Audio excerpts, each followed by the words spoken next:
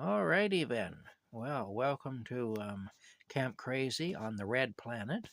That's right, we've moved Camp Crazy to Mars. Actually, it's the glow from my heater over there. But, yeah, we got a hold of Elon Musk and said we want to get on one of those Martian transports, and so he blasted us off to Mars.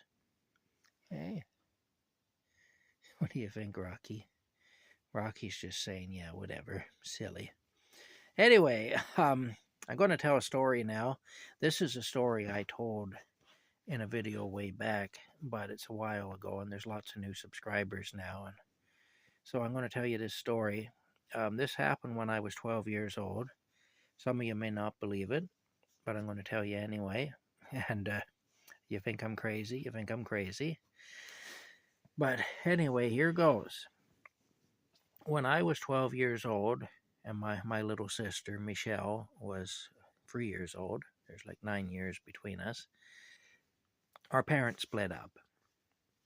And we were going to go to a shelter in Carlton Place, in the town of Carlton Place, which is kind of between the town of Perth, where we lived, and Ottawa, the city of Ottawa. At that time, Carlton Place was just a small town. There's like around 5,000 people in it. Just almost a village. It just barely qualified to be considered a town, really.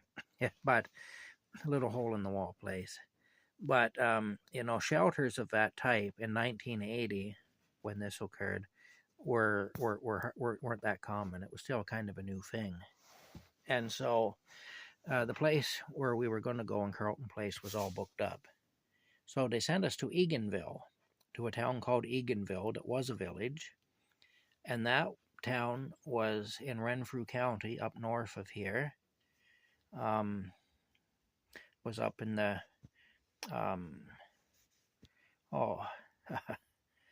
isn't that awful? I'm trying to think of the names of the towns. There's Renfrew and Pembroke, and up in that area anyway, the town of Renfrew, the town of Pembroke.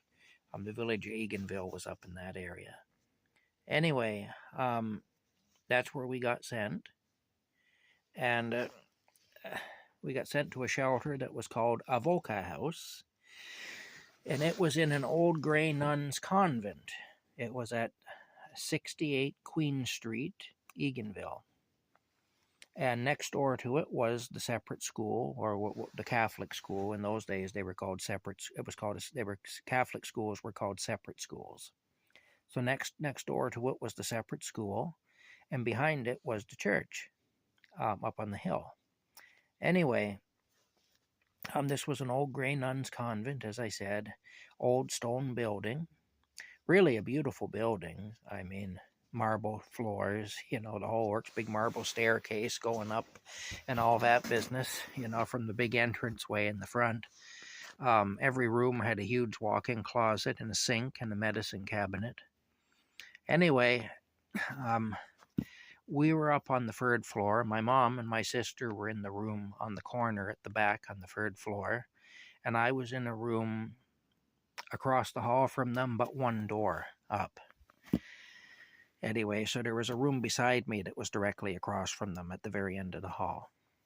Anyway, that was in the front corner of the building, and then my room was the room beside that. Anyway, we went up there. Even it was a hot, stinking hot day when we went up there in May. But inside the building, it was cool. It was really cold. In fact, it was actually chillingly cold.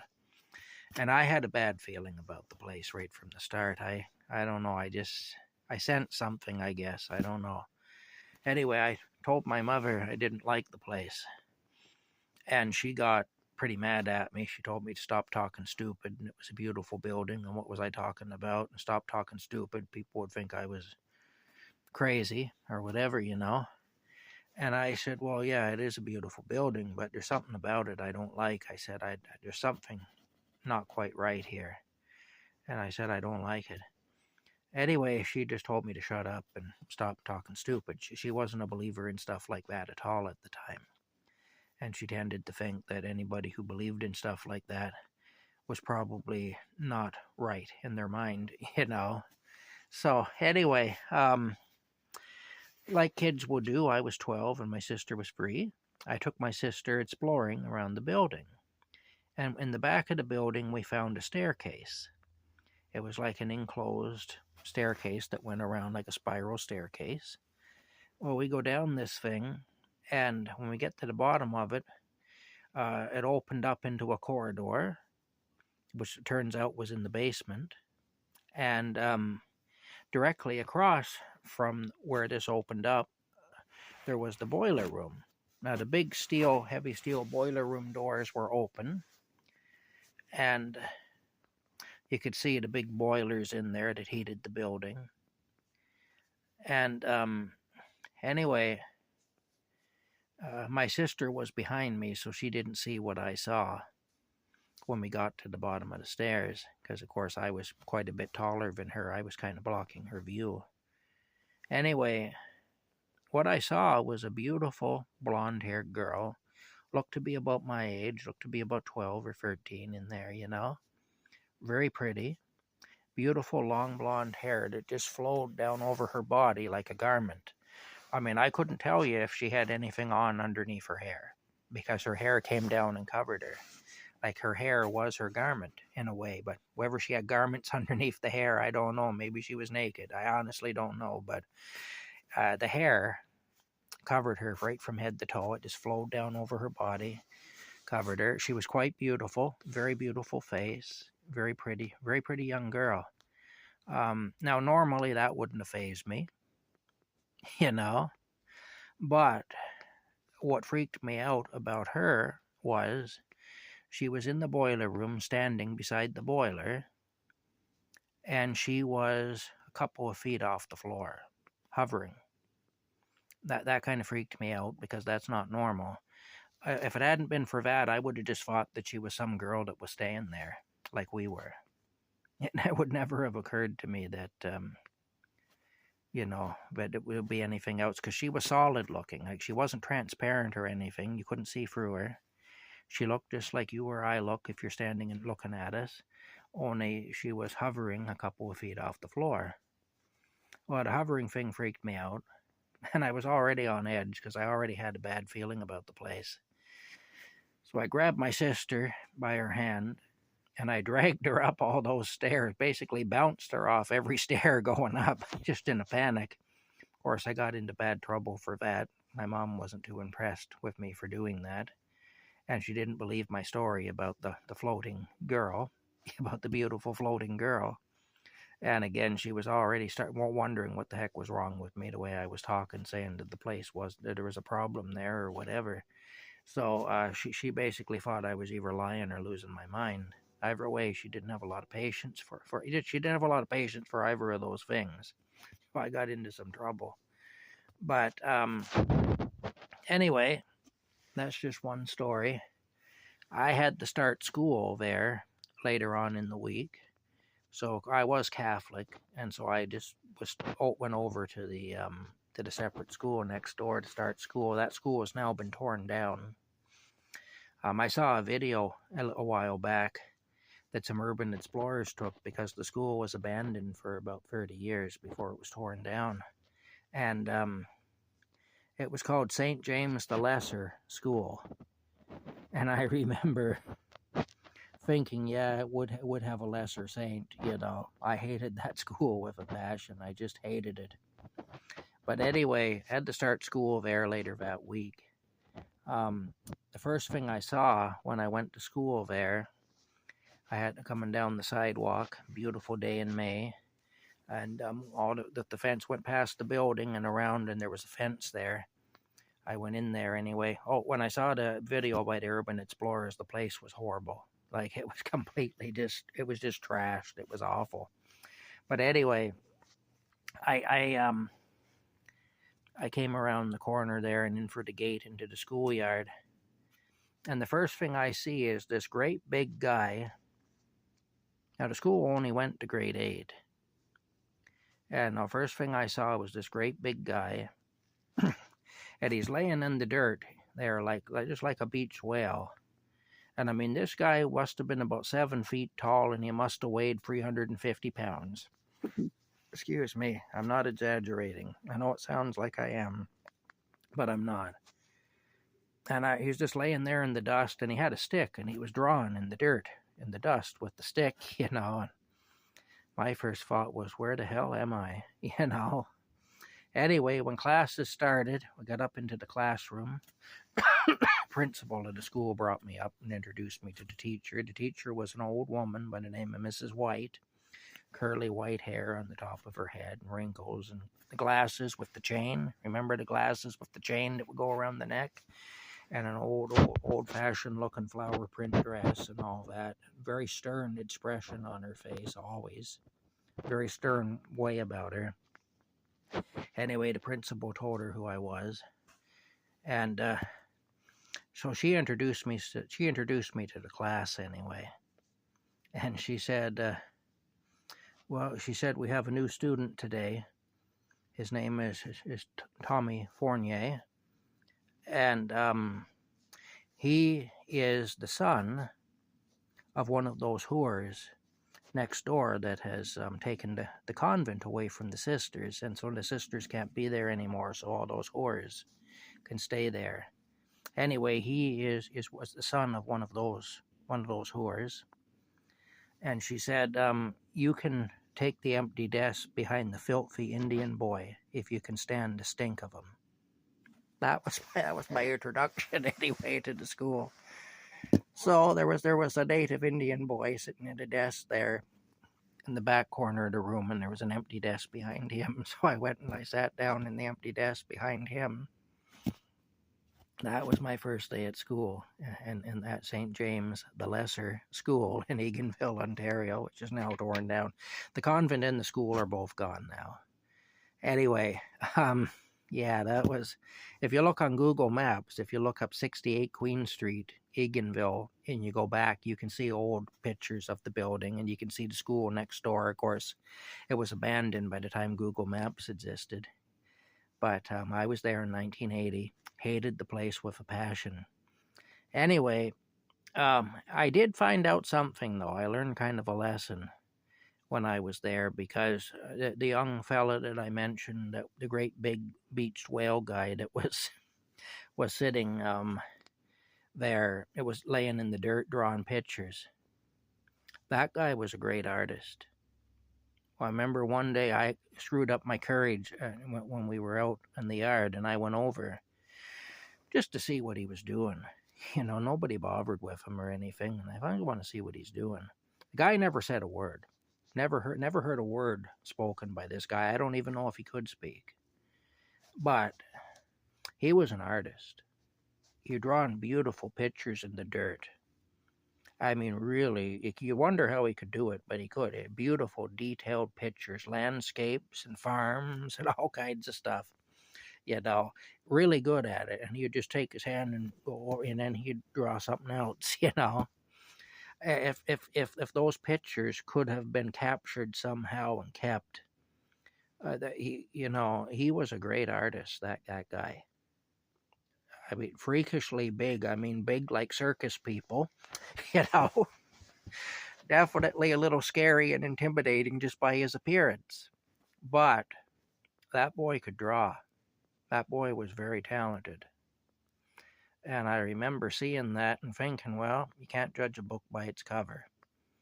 You know, because he just looked like a big lump to me laying in the dirt like an idiot.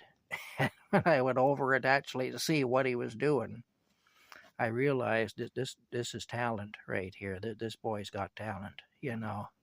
I shouldn't think badly of him, you know. Anyway, so I learned a lesson that way. I learned a lesson anyway by that. You know, don't judge a book by its cover. Anyway, back to the convent, and then to our resident beautiful floating blonde-haired girl. One night, my mom, who didn't believe in this stuff at all, put my sister to bed in the room, and then she went back downstairs. And she came up hours later to go to bed herself, and my sister was laying there awake in the bed. Of course, my mom says, "Why aren't you asleep? You should be asleep." She says there was a lady in the room. Of course, my mom immediately thought that one of the other residents there had come up in there looking to see what she could steal. So my mom was going to find out who it was. She said, "Oh, there was. What did she look like?" And my sister described her. She said she was really pretty and she has beautiful yellow hair. And my sister was only 3 years old, eh? Well, my mom told her to stop talking stupid and go to sleep. Basically, there's nobody here that looks like that.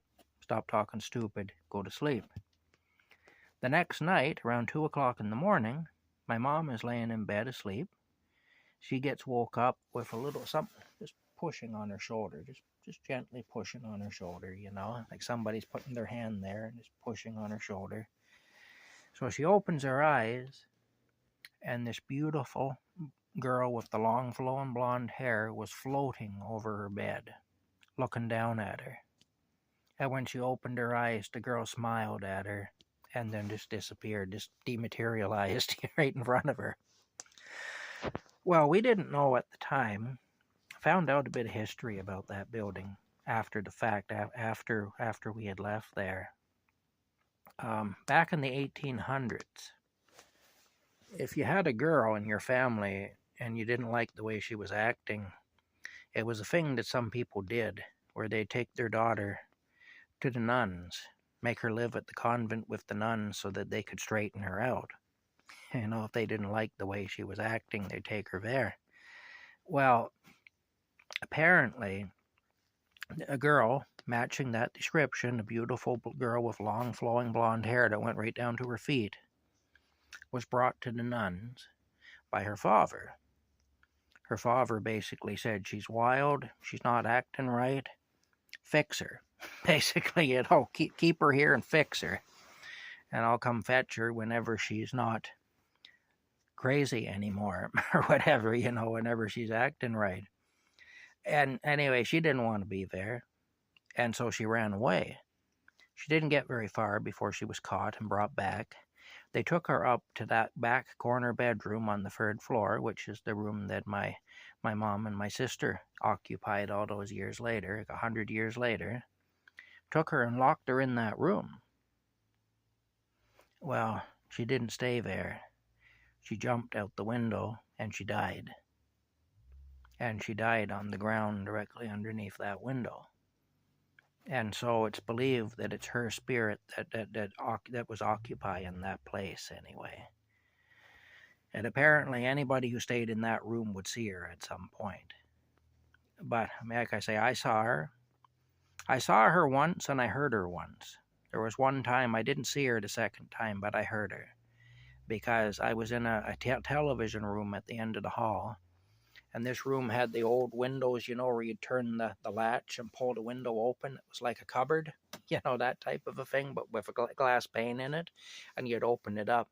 Well, after I finished watching television, I was going to go back to my room and go to bed. It was late at night. I, of course, closed all the windows, latched them and everything, you know. Went out of there, closed the door. Made sure the lights were off, the TV was off, the big old, back then we had those big old cabinet style TVs with the clunky knobs and everything, and no remote control or anything like that. You got up and walked across and turned the knobs to adjust the television. Anyway, I shut everything down,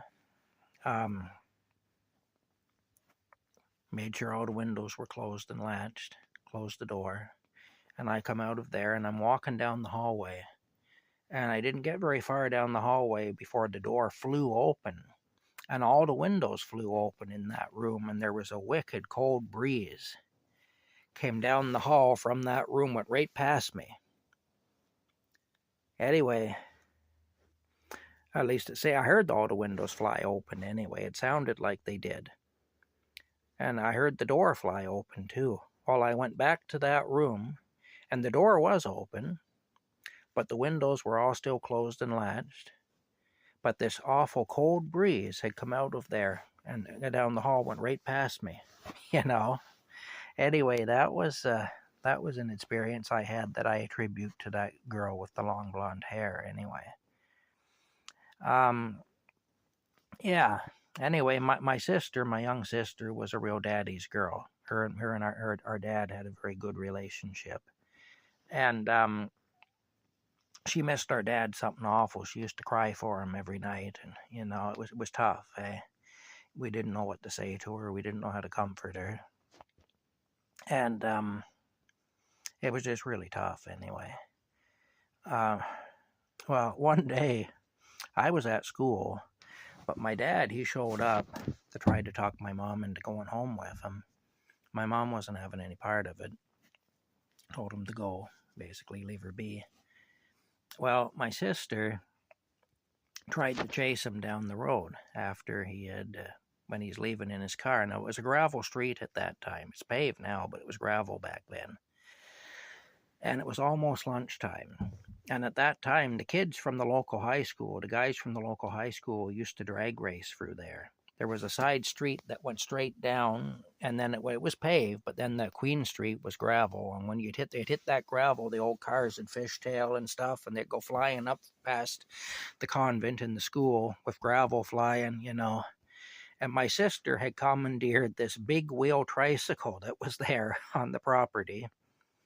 And she's now chasing my dad's car down the street, and she's crying and yelling, "Papa, come back," And I heard this. I'm sitting upstairs in the classroom, and I heard this. I got out of my seat, and I went over and I looked out the window. Of course, Mrs. White was furious. I saw my sister. My dad's car was gone by that time, but I saw my sister on the trike in the center of the road, And I was afraid that the high school kids were going to come and run her over. And anyway, Mrs. White, she yells at me. She says, "You sit back down. You were not given leave to get up out of your seat." And I said, "I'm sorry, Mrs. White, I have to go." I told her that I got to go. And she says, "You will go nowhere. You will sit down. I'm ordering you. You sit down." And I said, "I got to get my sister off the road before she gets run over." And I went out. Anyway, I went down onto the street, and I got her off the street, delivered her back to my mother. Then I went back over to the school, into the classroom. Of course, Mrs. White was furious, and she said, "Oh, you're in for it now." She said, "I ordered you not to do any of that, and you went ahead and did it anyway." She said, "You go down to the principal's office and you tell Mr. So-and-so," I can't remember the principal's name now, but he said, "You tell Mr. So-and-so that I said that you're to receive a strapping because of your disobedience, and you're outright just completely disobeying me," she said. So I go downstairs to see the principal, and when the principal invited me into the office, he asked me what it was about. I told him that Mrs. White had sent me down there to be strapped. And he says, "Oh, well," he said, "have a seat there and tell me what's going on." He said, "I'm not going to strap you when I don't even know what's happening." So he said, "Sit down here and tell me what happened." And he said, "Then I'll decide how I'm going to handle the situation." So I told him the story, and he said, "Oh, no," he said, "I'm not going to strap you for that." I said, "No," he said, "you did the right thing. You did the right thing," he said, "and I'm not going to strap you for it." He said, "You go back up there and you tell Mrs. White that there'll be no strapping. And if she has any problem with that, she can come and see me." Because he said, "I'm not going to strap you for doing that." He said, "You did the right thing." So anyway, I go upstairs, and Mrs. White's all excited. "So did you get strapped?" I said, "No, ma'am, I didn't." "What? What do you mean? What do you mean you didn't get strapped? Why the hell not?" She was just like, "Why the hell not?" And I said, "Because," I said, I said, "Mr. So-and-so says that I did the right thing, and that if you have a problem with that, you can take it up with him." "Well," she said, "take your seat behind the dirty Indian boy there." Then. But you could tell she was mad, And then there was one day at lunchtime, I used to go back over to the convent to have my lunch. But anyway, one day at lunchtime, she told me, she said, when everybody was going out, she pointed at me, she said, you stay. I want to talk to you." She said, "I got some questions to put to you, and you're going to answer them." So I stayed. She had me stand in front of her desk, and she says, now, she said, I've got some questions about the goings on over there where you're living. And these hooers like your mother, you know, none like that. I got some questions about all that. And I said to her, well, Mrs. White, I really wish you wouldn't call my mother a whore. She said, well, she said, I call it as I see it. And she said, I want some answers, and you're going to give me some answers. So she said, so what she said about the floors, that was the first thing. Can you see your face in the floors? At first, I didn't know what she was talking about. I was kind of confused, and I kind of give her a look like, what? What do you mean? And she says, the floors. Can you see your face in the floors? And I said, no. Should I be able to see my face in the floors? Like, She said, well, when the nuns lived there, when the sisters lived there, they kept those floors polished, and they were like a mirror, and you could see your face in the floors. I said, well, they're not like that now. I said, they're clean, but no, you can't see your face in them. Oh, so they keep the place filthy then. I said, I didn't say that, Mrs. White. I just said that you can't see your face in the floors. They're clean, but they're not polished like that you could see your face in them. Oh, all right. Well, let me ask you this. Do men ever come to visit? I said, well, yes, sometimes. I said, there's male relations and stuff of people that are staying there that come to visit. And, I said, that sometimes happens. She said, that's not what I'm talking about. I'm talking about men. Men who aren't related. Do men who aren't related come to visit? And I said, well, probably sometimes. I don't know. Probably, yeah. Oh, she said, do any of them stay overnight? I said, no, there's no men who stay overnight. Well, she said, you're lying. I know of it, men go there and they stay overnight with those whores. I know they do. And I said, well, ma'am, I said, I live there. And I said, I've lived there now for a few weeks, and I've never seen that. So I can't say that happens because I've never seen it happen. And she says, well, get out of my sight. She said, you disgust me. You're just a liar. You're just a liar. That's all you are. Go away. So I went away anyway. I went over and had my lunch. But yeah. Anyway, we stayed there for a little bit until a place opened up in Carlton Place, in the shelter in Carlton Place, and then we went there because that was closer to our home base, basically, But anyway, yeah, quite a place anyway. And I remember Mrs. White. They had another teacher there named Mrs. Cook. Mrs. Cook was actually nice. Mrs. Cook wasn't a bad person really at all. She wasn't mean-spirited like Mrs. White was. But the big thing I remember about Mrs. Cook is that the way her body was, and she'd wear these I don't know what they were, and maybe made out of rayon or something, but these pants, these bright green pants that were made out of some sort of a synthetic material, and they're very stretchy. And she had kind of a pear shape to her, and in the front and in the back, she looked the same. Like it was weird. It's like her stomach came down, and then she had this big arse with the two big cheeks at the front, and then her legs, and then the back was the same.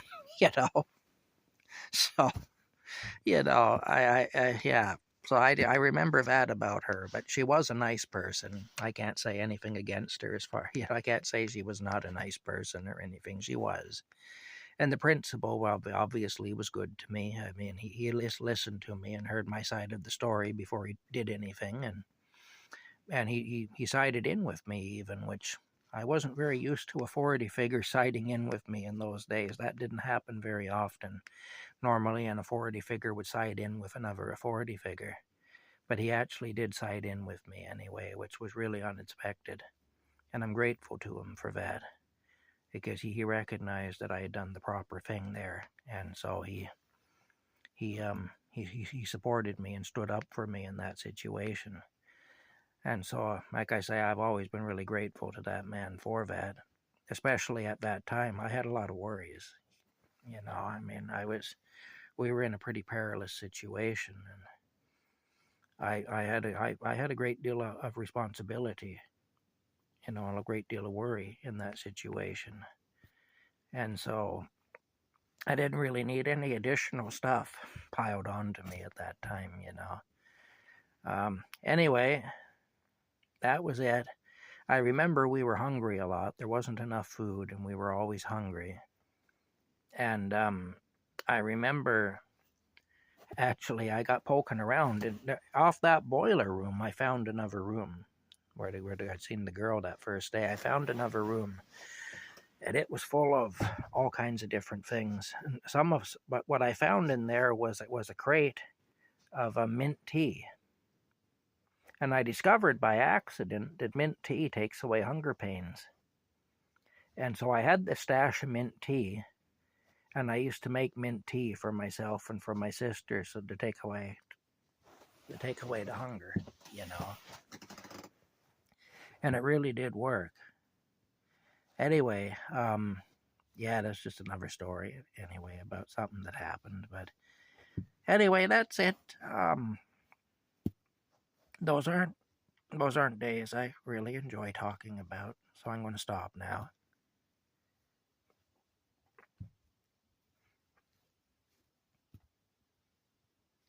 We'll see you later.